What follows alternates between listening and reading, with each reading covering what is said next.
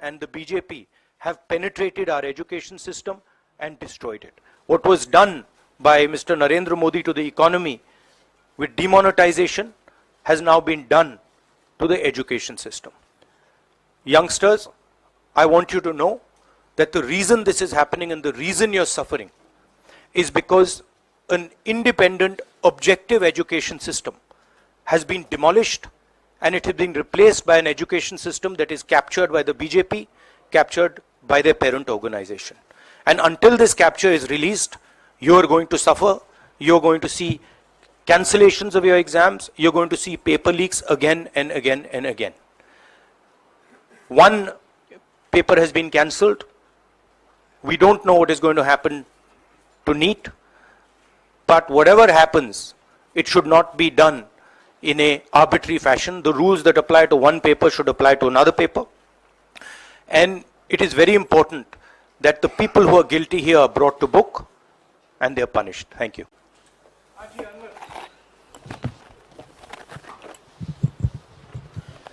Sir, सोमवार से संसद का सत्र शुरू हो रहा है, तो क्या आप निजी तौर पर लोकसभा में इस विषय को उठाएंगे और आप यह मांग करेंगे कि प्रधानमंत्री मोदी खुद सदन में आकर जवाब दें इस विषय पर, क्योंकि ये छात्रों के भविष्य से जुड़ा विषय है?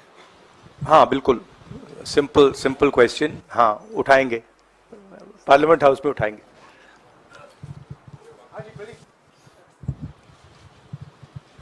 Thank you sir.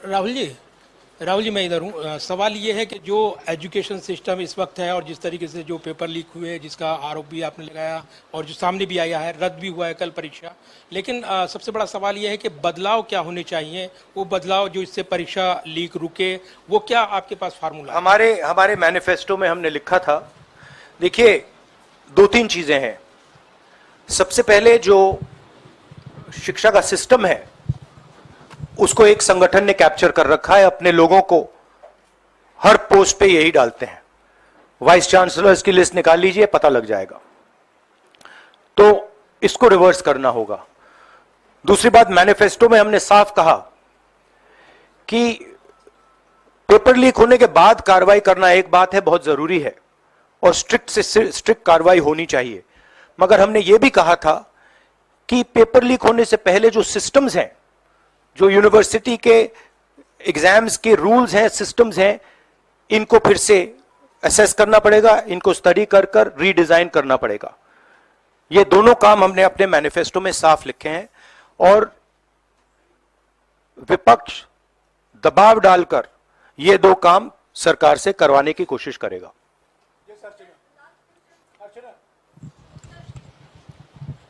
Rahul ji, do you think so? This is a education emergency, and till now, what is the stand? Government ने जितना भी stand लिया, do you satisfied with that stand?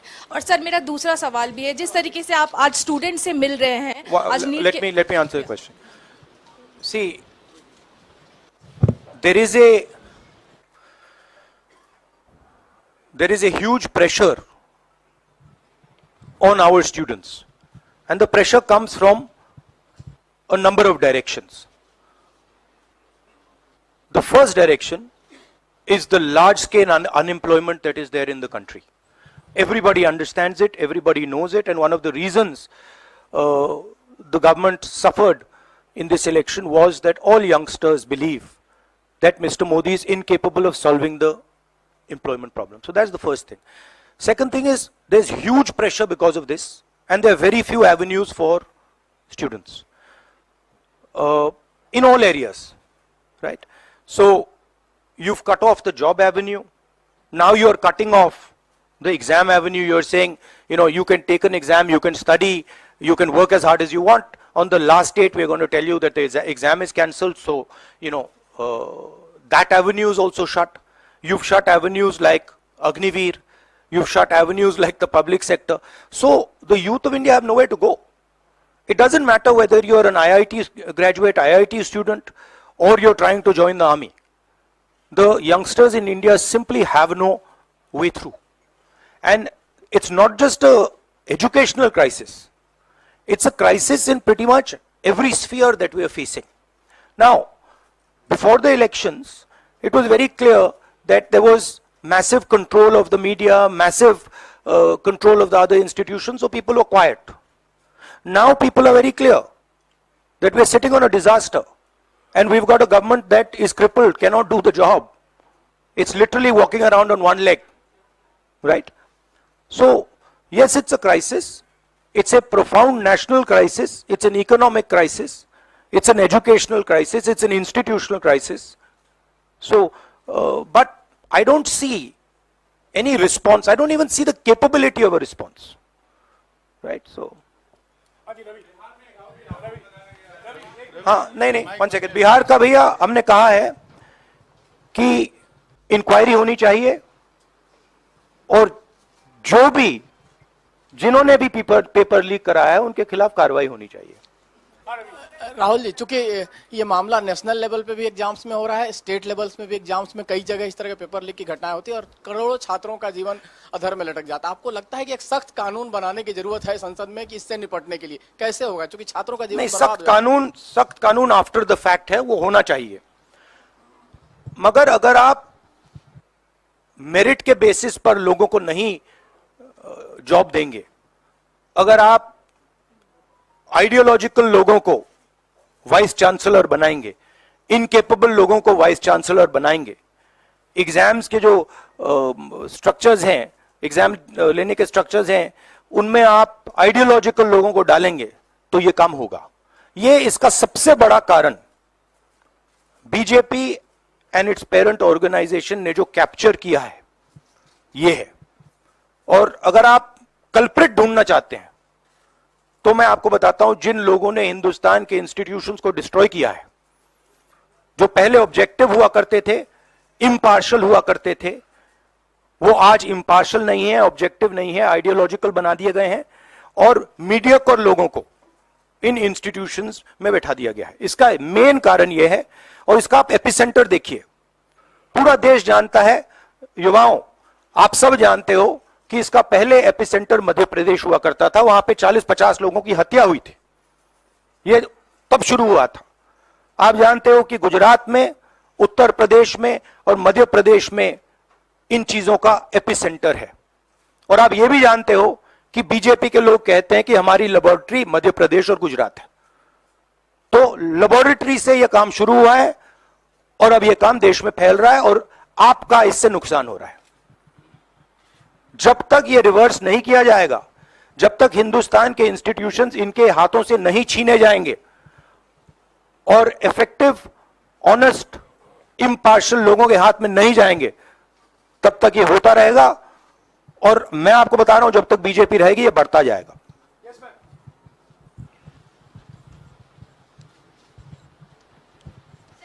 Sir, NTA के अंदर सारे exams आने लग गए हैं, नीट भी, नेट भी, और इवन कॉलेज एडमिशन्स भी उसी पे हो रहे हैं। तो आपको लग रहा है ट्रांसपेरेंसी कहीं ना कहीं वहीं ख़त्म हो जा रही है, क्योंकि वो एक एजेंसी जो है वही सारा कंडक्ट करा रही है। तो आपने पार्लियामेंट में इस मुद्दे को उठाने को सोचा है कि एनटीए को कहीं ख़त्म करने की ज़रूरत है या बदलाव करने की ज़रूरत है? नहीं, देखिए, अगर हिंदुस्तान में बहुत सारे ऑनेस्ट लोग हैं, बहुत सारे ऑब्जेक्टिव लोग हैं, अगर ऑब्जेक्टिव लोगों को, ऑनेस्ट लोगों को आप ये काम दोगे, पेपर लीक नहीं होगा।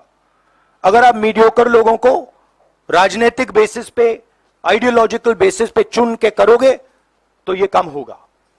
और ये मैं कह रहा हूं, दोहराता जा रहा हूं कि हर हिंदुस्तान की हर संस्था को कैप्चर कर रखा है, लीगल सिस्टम को, ब्यूरोक्रेसी को, इंटेलिजेंस एजेंसीज को, इन्वेस्टिगेटिव एजेंसीज को, एजुकेशन सिस्टम को।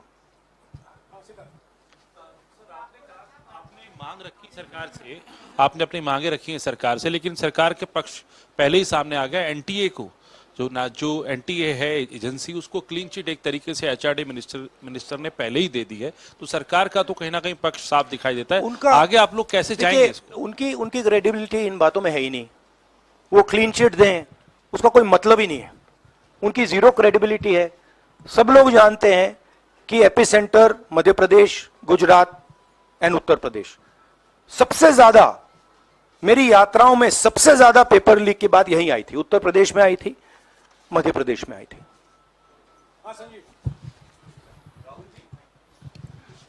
Rahul ji, NTA has conducted one test and which has been cancelled. The other is under doubt, and the court is looking into it. would you say that the agency like NTA is incapable of conducting such examinations, because two main examinations, and I you would- want it to be disbanded or something? No, I would say that if you let people who know how to run these things and you promote people based on merit, there are multiple ways in which you can do exams successfully. If on the other hand, you are constantly posting people who are mediocre, who do not have the skills to do these jobs, and you're posting them simply because they come from your same ideology, no system is going to work. You can change whatever system you want. If the people who are being put into that system are mediocre and being put in for the wrong reasons, it is never going to work. Sir, Last question. Sir, NEET, specifically on NEET examination, there is of course investigation that is going on, but the scheduled counseling session is not been delayed. It is going to happen as per schedule. So do you think that this is a mere eyewash when it comes to the investigation, saying that investigation bhi ho rahi hai, but then they are not delaying the Look, session? they can eyewash whatever they want, but they are going to get such pressure from the opposition that they're going to think twice about whatever they're doing. Because we are not going to allow this type of activity to be done as far as our students are concerned. Our students sit there, they work, they spend months, they dream about these exams for years, they spend huge amount of money. So the opposition is simply not going to allow any of this eyewash that is taking place. We will make sure that we put so much pressure on them that this issue is resolved. Okay, Janendra, last question. Sir, Janendra, jaldi.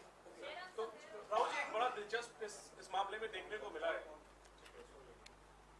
तो इसी विषय पर इस मामले में एक अजीब स्थिति है कि जो आरोपी हैं पटना में, वो स्वीकार कर रहे हैं कि उनको पेपर पहले मिल गया था, यानी सीधे सीधे पेपर लीक का केस है, और सरकार की तरफ से पहले तो क्लीन चिट दे दी गई, पेपर लीक से इनकार कर दिया गया, और अब बिल्कुल रेडियो साइलेंस है, नेट कैंसिल हो गया, नीट पर अभी भी स्थिति साफ नहीं है. तो ये जो स्थिति है, आरोपी कह रहे हैं पेपर लीक हुआ, मंत्री कह रहे हैं नहीं हुआ, इस पर आप क्या सोचते हैं? और नो कॉन्फिडेंस मोशन पार्लियामेंट में आप लोग लाने की कोशिश करेंगे? Silence is because Prime Minister is crippled. Right now, Prime Minister's main agenda is the Speaker. So he's not bothered about NEET, he's not bothered about all these things. He's bothered about कि भैया मेरी सरकार निकल जाए यहाँ से और मेरा speaker बन जाए. Right? That is where he is right now. That's where his mind is. Right? So, essentially the main thing is that we have a government now, right, and a Prime Minister now, who will find it very difficult to function. The Prime Minister, if I might say so, is psychologically broken. He has collapsed, psychologically collapsed. And he will struggle, knowing his personality, he will struggle to run a government like this. Because his entire sense of running a government, the idea of running a government, Mr. Modi's idea is to generate fear in people, to frighten people, to make people not speak. You're aware of that. Now what has happened is people are not scared of him. And you saw the other day, I think somebody in Varanasi itself threw a chappal on his car. Right? So it's very clear. The basic concept of Modi has been destroyed in this election. If we were faced with if right now you had a Vajpayee ji or a Manmohan Singh ji, they might be able to survive what they are faced with. Because there is humility, there is conciliation, there is respect. But Narendra Modi does not believe in any of these things. Narendra Modi believes my way or the highway. And now suddenly is found that earlier there were Congress people who were not scared of him. Now nobody in the country is scared of him. Right? So psychologically it's almost a fatal blow for the Prime Minister, and he's going to really struggle. And of course now we have a stronger opposition. So it's going to be interesting and quite a lot of fun. Thank you. देखिए क्या हुआ, आपने जो नरेंद्र मोदी जी का जो concept था और वो गुजरात में शुरू हुआ था, गुजरात से वो गुजरात मॉडल फिर वो नेशनल लेवल पे लाए. कॉन्सेप्ट क्या था? कॉन्सेप्ट था मार्केटिंग, हजारों करोड़ रुपए की मार्केटिंग और डर, एजेंसी का डर, मीडिया का डर, सरकार का डर। अब हुआ क्या, अब देश में कोई उनसे डरता ही नहीं है। मतलब एक तरीके से रिडिक्यूल करते हैं। जो पहले 56 इंच की छाती थी, अब नंबर तो नहीं दे सकता हूं, बट 30-32 हो गई है, राइट? तो अब पूरा जो ढांचा था, इतना बड़ा गुब्बारा था, वो इतना बड़ा हो गया। अब इससे नरेंद्र मोदी जी को साइकोलॉजिकल बहुत टेंशन होगा, बहुत प्रॉब्लम होगी, क्योंकि उनका जो काम करने का तरीका है वो लोगों को डराने का है, धमकाने का है। अब वो डर चला गया। आपने देखा, पता नहीं देखा या नहीं, वाराणसी में वो चप्पल मार दी किसी ने। अब आप इमेजिन कीजिए, चुनाव से पहले अगर कोई मारना भी चाहता था डरता, तो वो जो डर था वो गायब हो गया, खत्म हो गया। और इंटरनल भी प्रॉब्लम्स हैं, इनकी पार्टी में प्रॉब्लम्स हैं, इनके पेरेंट ऑर्गेनाइजेशन में इश्यूज हैं। तो मेरा कहना है कि जो नरेंद्र मोदी का जो कॉन्सेप्ट था उसको ऑपोजिशन ने डिमोलिश कर दिया, खत्म कर दिया है। उसको आप 56 इंच की छाती कहें, उसको आप डर कहें, उसको आप मतलब जो बिग नरेंद्र मोदी जी की जो इमेज थी उसको फाड़ दिया हमने। अब अगर वाजपेयी जैसे लीडर होते जो जिनमें ह्यूमिलिटी थी, मनमोहन सिंह जी जैसे जिनमें ह्यूमिलिटी थी, लोगों की रिस्पेक्ट करते थे, बात सुनते थे, ऐसी सिचुएशन वो काम निकाल सकते थे।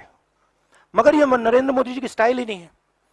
नरेंद्र मोदी जी मतलब किसी की सुन नहीं सकते, बिना फोर्स काम नहीं कर सकते। तो ये अब मामला है। और दूसरी बात, बहुत मजबूत ऑपोजिशन है, तो काफी मतलब इंटरेस्टिंग समय है। Thank you.